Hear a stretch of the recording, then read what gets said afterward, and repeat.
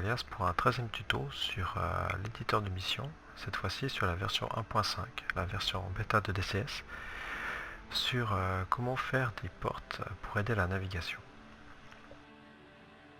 Alors comme vous savez, il est possible pour apprendre à utiliser les outils de navigation, que ce soit la HSI ou l'ADI, on peut créer des portes virtuelles dans les airs pour définir des points de passage en fait.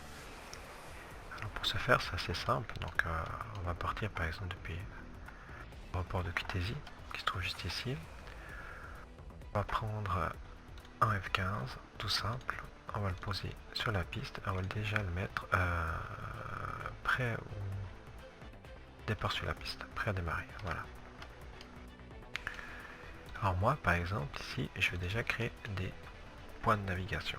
Un point de navigation 1 qui sera à basse altitude, donc on va dire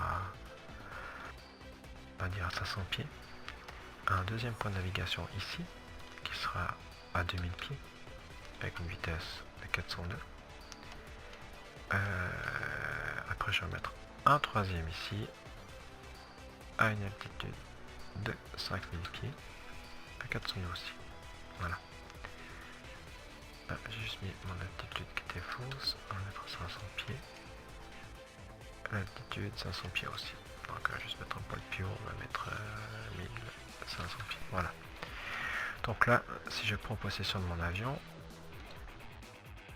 il va tout simplement avoir les points de navigation sur son CDU normal.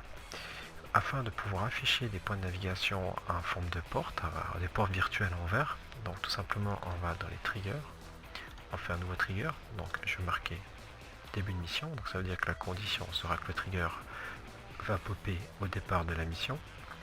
J'ai pas besoin de mettre de règles puisque ce sera au début de mission. Et je vais tout simplement utiliser le marqueur porte d'aide affiché pour unité. Voilà. Donc unité 1, parce que mon appareil c'est unité 1. Les marqueurs, je les laisse sur 1. On verra dans un prochain tuto à quoi sert de varier les marqueurs. Voilà, on fait tout simplement comme ça. On voit ce qui se passe en vol. Alors nous voici en vol. Et je vais commencer en décollage.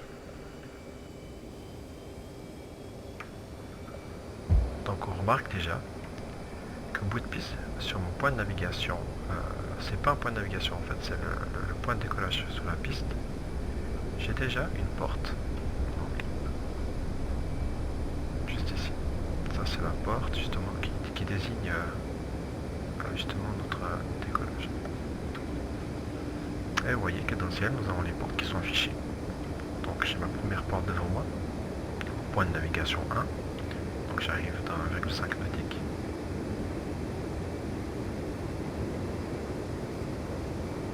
Donc on peut faire que les conditions, une fois la porte traversée, la porte disparaisse.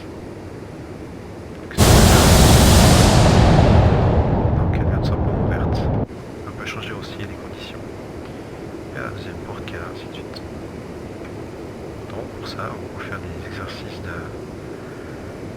navigation avec pour simuler des approches ou bien des atterrissages en PS, etc. Ou des atterrissages au vague.